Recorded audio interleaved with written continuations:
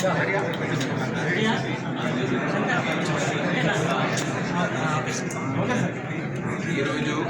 Hyderabad city police మరియు Hyderabad city security council ఆధ్వర్యంలో సంయుక్తంగా సైబర్ సెక్యూరిటీకి సంబంధించిన ఒక సమ్మిట్ ఏర్పాటు చేయడం జరిగింది. దాన్ని యాక్ట్ సమ్మిట్ అని పేరు పెట్టాము. Hyderabad annual cyber security knowledge summit ప్రతి సంవత్సరం మేము నిర్వహించదలుచుకున్నాము. ముఖ్యంగా మీ అందరికీ తెలుసు, ఈ మధ్య కాలంలో సైబర్ నేరాలు బాగా పెరిగిపోయాయి. సంఖ్య విపరీతంగా పెరగడంతో సామాన్యులకు చాలా బాధ కలిగింది.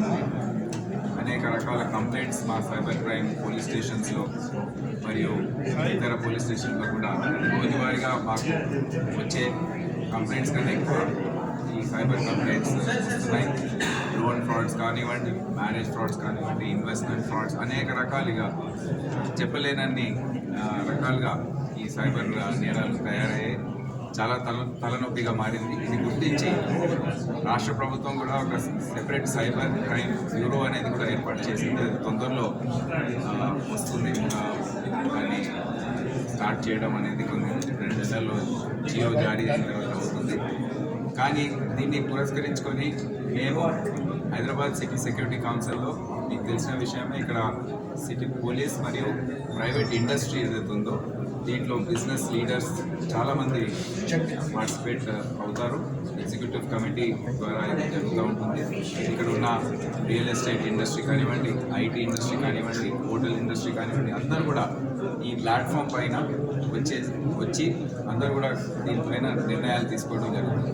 సో సైబర్ సెక్యూరిటీ ఫోరం అనేది ఒకటి ఉంది. దాంట్లో సైబర్ సెక్యూరిటీ కాకుండా ట్రాఫిక్, యాంటీ నార్కోటిక్స్ మరియు విమెన్ సేఫ్టీ ఇటువంటివి ఫోరమ్స్ కూడా హైదరాబాద్ సిటీ సెక్యూరిటీ కౌన్సిల్ ఆధ్వర్యంలో జరుగుతూ ఉంటాయి. సో సైబర్ సెక్యూరిటీ ఫోరం ఈరోజు ఈ యాక్ట్ సమ్మిట్ అనేది ఏర్పాటు చేసి దేశవ్యాప్తంగా ఉన్న ఎక్స్పర్ట్స్ అందరినీ కూడా ఇక్కడ ఆహ్వానించడం జరిగింది. వారందరూ కూడా ఈరోజు ఈ సమ్మిట్లో పార్టిసిపేట్ చేసి సైబర్ బుల్లింగ్ గురించి, సైబర్ సెక్యూరిటీ గురించి, టాలెంట్ ఏ విధంగా పెంచాలి, ఏ విధంగా దీన్ని మనం ముందుకు తీసుకెళ్ళాలి అనేది వారు కూర్చొని మాట్లాడారు. ఈ సమ్మిట్కి ముఖ్య అతిథిగా రాష్ట్ర హోంశాఖ మంత్రులు మహమూద్ అలీ గారు వచ్చారు. వారితో సహా MohanReddy గారు, founder and MD of Cyient, మరియు సంజయ్ సహాయ్, ఒక IPS ఆఫీసర్ 89 బ్యాచ్. వారు బెంగళూరులో పనిచేస్తూ రిజైన్ చేసి ఒక సొంతంగా ఒక సైబర్ సెక్యూరిటీ కంపెనీని వారు ఏర్పాటు చేశారు. వారు కూడా విచ్చేసి ఈరోజు సైబర్ సెక్యూరిటీ గురించి అనేక విషయాలు వారు చెప్పడం జరిగింది. ఏ విధంగా దీన్ని ఒక ఈకో సిస్టమ్ లాగా తయారు చేస్తుంది, ఏ విధంగా సైబర్ నేరాల్ని మనం ఎదుర్కోవాలి అనేది అందరూ కూడా డిస్కస్ చేసుకున్నారు. ఈరోజు 2 సెషన్స్ ఇప్పటికీ జరిగాయి. 3వ సెషన్, 4వ సెషన్ కూడా మధ్యాహ్నం లంచ్ తర్వాత జరుగుతాయి. ఈ సైబర్ సమ్మిట్ ద్వారా మేము ప్రజల్లో దీని గురించి అవగాహన అనేది పెంచడానికి దీని ఉద్దేశం. స్కూల్స్ నుండి స్టార్ట్ చేసి చిన్న పిల్లలు వాళ్ళ దగ్గర సెల్ ఫోన్స్ ఉంటున్నాయి. ఈ సెల్ ఫోన్ ఉన్నప్పుడు దాని ద్వారా వచ్చే కష్టాలు ఏముంటాయో అనేది వారిలో అవగాహన అనేది పెంచడం ఈ సమ్మిట్ ఉద్దేశం.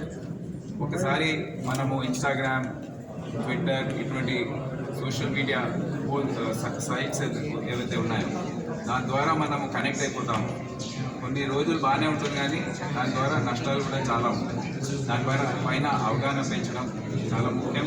చాలామంది ఈ మధ్య లోన్ ఫ్రాడ్స్లో కూడా మేము చూస్తున్నాం, సూసైడ్ చేసుకుని పర్సనల్ డేటాకి యాక్సెస్ చేసిన తర్వాత వారి గురించి ఏ విధంగా మార్ఫింగ్ చేసి అనేక రకాలుగా వేధింపులకి గురి చేస్తున్నాం. ఇది కూడా మనం చూస్తున్నాం. చాలామంది సూసైడ్ చేసుకోవడం, ఇటువంటి దారుణాలు కూడా జరుగుతున్నాయి.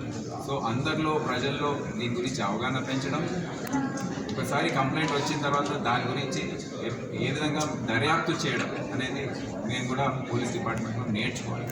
ఇప్పుడు కొంతమంది ఉన్నారు ఎక్స్పర్ట్స్, కొంతమంది చేయగలుగుతున్నారు, కానీ ఇది సరిపోదు. నేరాల సంఖ్య చాలా విపరీతంగా పెరుగుతుంది దేశవ్యాప్తంగా. దీన్ని ఎదుర్కోవడానికి అటువంటి సమిట్స్ ఏర్పాటు చేసి మేము ప్రజల్లో అవగాహన మరియు డిపార్ట్మెంట్లో కూడా అవగాహన పెంచడానికి దోహదపడుతుందని ఆశిస్తున్నాం. Thank you so much. Cost of a data breach today is $3.86 billion. If we talk about artificial intelligence, last week itself, Home Security Hero showed how powerful the latest generative AI is at cracking passwords. The company used the new password cracker called PassGen, which is nothing but password generative adversarial network, to process over a list of 1.5 crore credentials from Rocky dataset. And here is what is most important. The results were crazy. They were able to crack 51% of the common passwords. Now this is generative AI, right? They were able to crack 65% in less than an hour. They were able to crack 71% in less than a day and 81% in less than a month. Now that's the kind of power that is coming in the hands of the the hackers also, and that's where if you look at it, of course, we don't have enough talent even for our engineering industries and IT industry, etc. If we talk about cyber security, it becomes even much more rare. And looking at some of the skills that our youth should have, what I thought was, if we look at how do you battle the cyber threats, intrusion prevention system skills, intrusion detection system skills, coupled with firewall skills. If we talk about critical thinking, of course, everyone talks about critical thinking, but thinking, like a hacker in advance is another skill that all our youth should possess. AppSec, application security development, is another area where we need to do. Cryptography, of course, again. And now with quantum computing coming in, people would be using quantum also to hack passwords, etc. So we need to move into quantum cryptography also. Security auditing is another feature which our youth should understand. And of course, cyber forensics, where the key would be how do you recover deleted files, etc. Mr. Sai was saying, if he had that thing when he had the case going on, they could have done wonders. But I think apart from that, of course, the traditional black hat thinking continues. We have, of course, MOUs with the cyber security of COE of cyber security, that is DSCI, etc. We have partnerships with Cyber Peace Foundation, Cisco, RT, etc., etc. And we have trained close to about 30,000 cyber security, in cyber awareness, cyber workforce development, and so on and so forth. So we have been doing things, but I don't think it is enough, because the number of jobs that are required across India and in Telangana is supply is not able to keep pace with the demand. The second problem is the industry needs specific kind of talent. This is not a field for generalists. Right? Gone are the days where you could become an ISO 2001 auditor and fulfill the security requirements of the company. If you are into threat hunting, you must know what threat hunting means. If you are a SOC monitoring guy, you must know what is mean time to detect a threat or perform incident response. Similarly, I think this field has got to do a lot with glamour and burnout. I think, right? To put the things together. Glamour in the sense people perceive this to be a very good field to be, but there's a lot of seriousness that goes behind an operator's job, deliver cybersecurity, and stand in the battlefield with actual attacks. The reality is very, very different from what the burnout.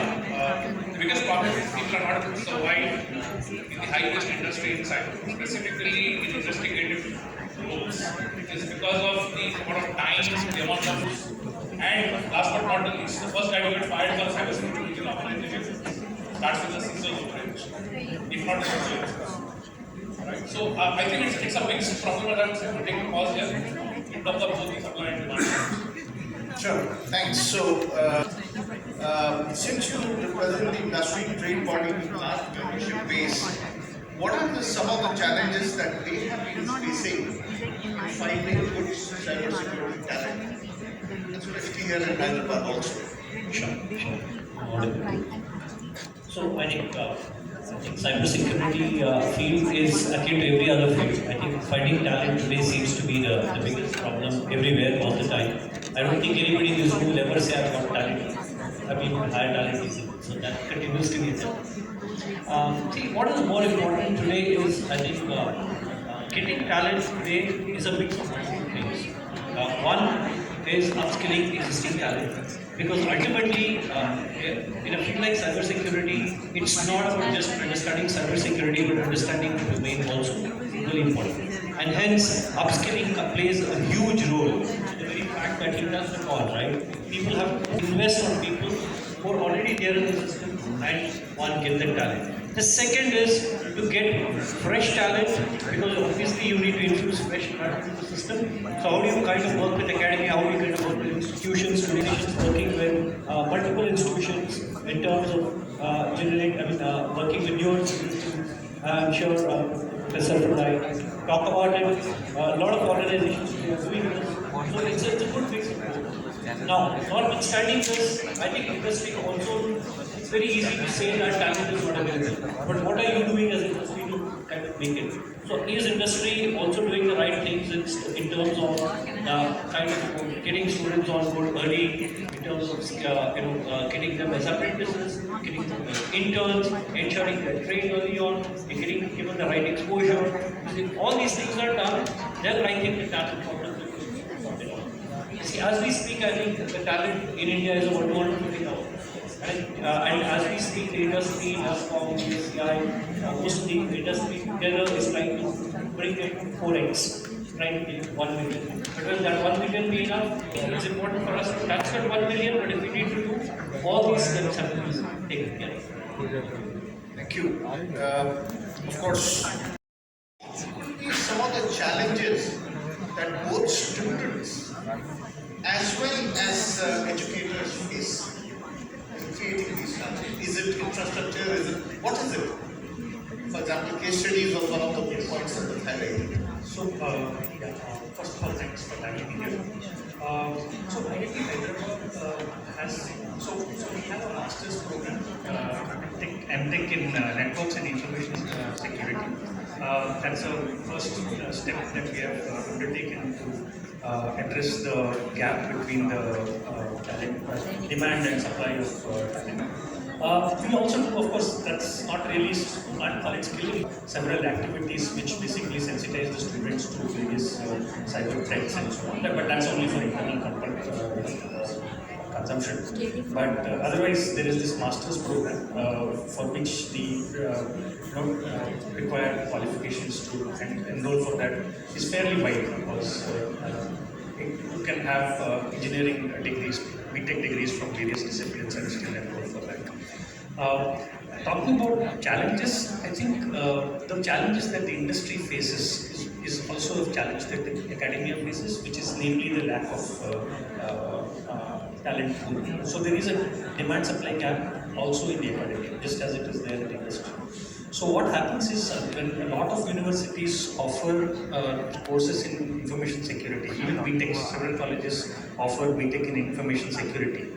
What they do is essentially look at what are the prerequisites for to call yourself an information security person, basically algorithms or number theory, some cryptography, things like that, and they look at these resource persons for these individual subjects, right? So, but the sum doesn't add up to really cybersecurity, right? You have these individual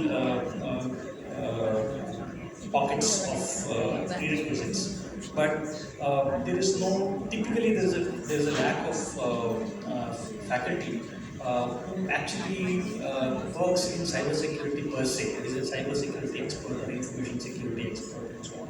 Typically that's the case. I mean, there are isolated cases where it's not this is not a situation, but that's generally the case. So the other thing is what is Pankaj said. You cannot. So it's like mathematics. Young students, etc. You should have an aptitude for cybersecurity, and we don't have either the means to identify those that improve that talent to the next level. We have certification courses all over the place, But that's just, some kind of a, I won't call it supervision, but that's the best word I can think of. It's just for some training purposes of good cybersecurity professionals and so on. But essentially, to be a world leader in cybersecurity, you need to catch them really young, and you need to catch people who have a very strong attitude for it. So, as I was saying, instead of in tasks to impress upon the government to do something different, so that we have a special vertical, you can say, that deals with cyber security. For instance, Telangana government now has started a cyber security bureau, a separate bureau to tackle this. Right. So unless things come right from the roots, the grassroots level, the students themselves have a career option. Like there are doctors, people do MBBS and then become doctors. They do engineering, various streams of engineering, they are assured of jobs.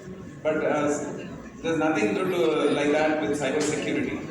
People can't, you're saying so many jobs are available, there's so much of scope for employment, but no one is able to see anything. So what is this happening? We are not able to understand from our perspective what's really happening on this, and what can you suggest for the future? Thank you. Very, very important question, and I think that actually summarizes this whole discussion also.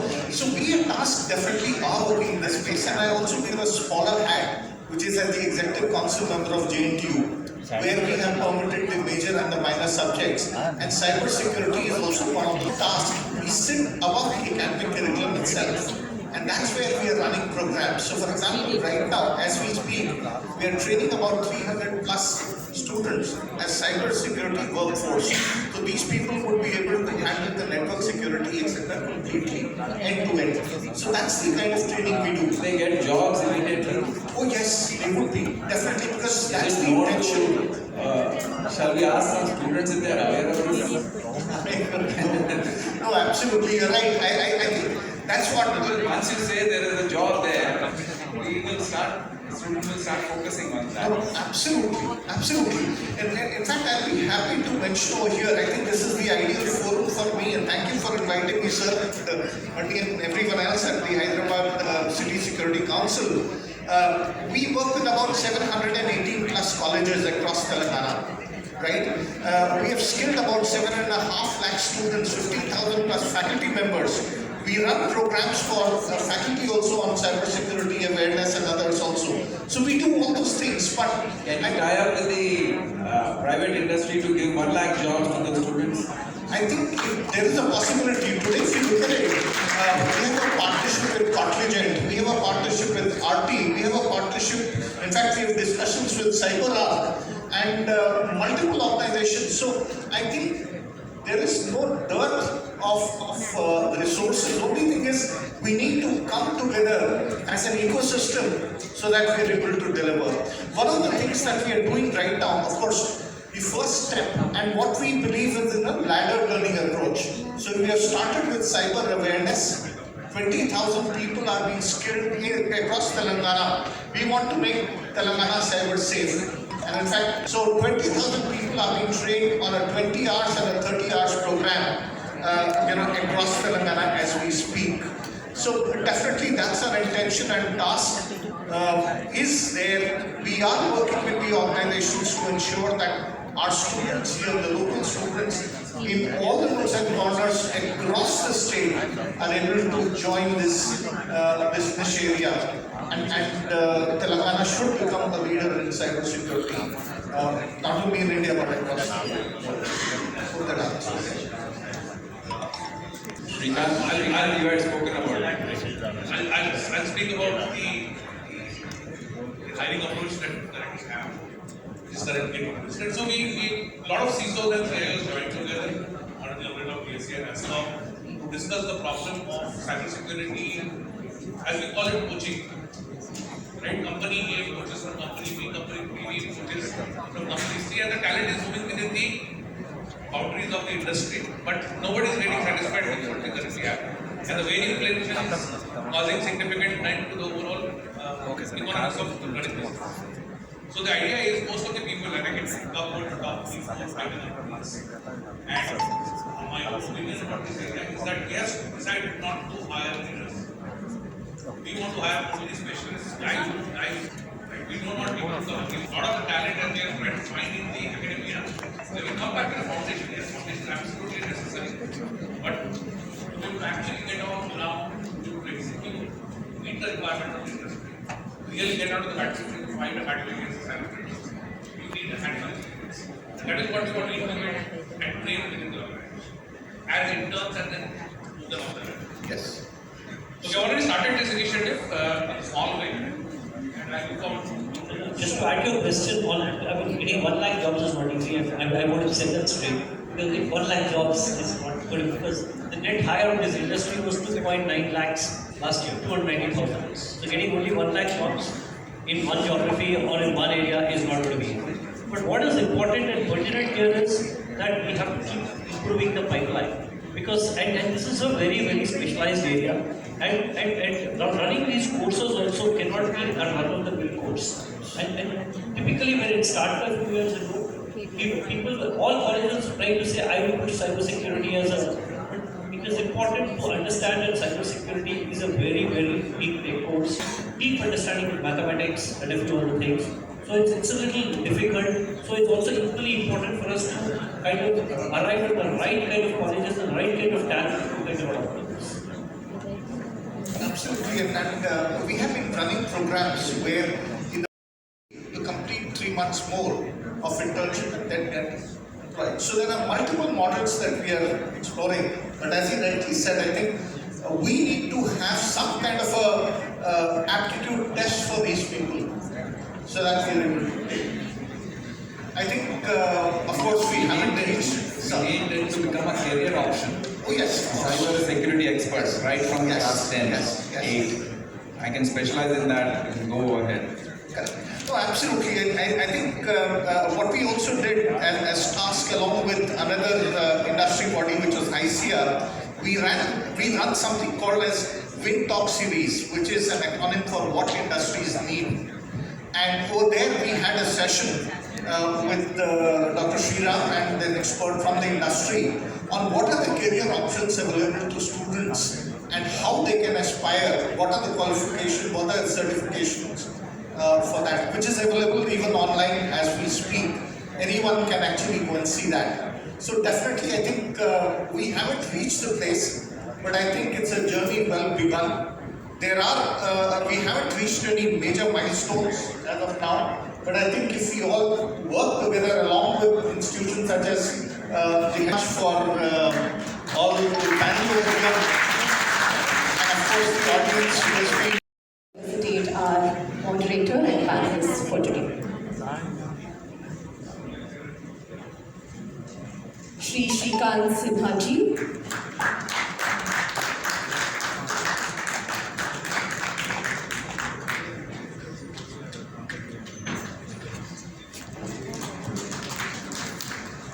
Shri Shrikant Srinivasan ji.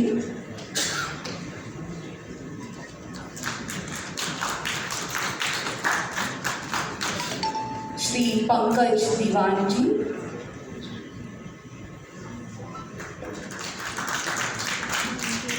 And Professor M.V. Pandurangara.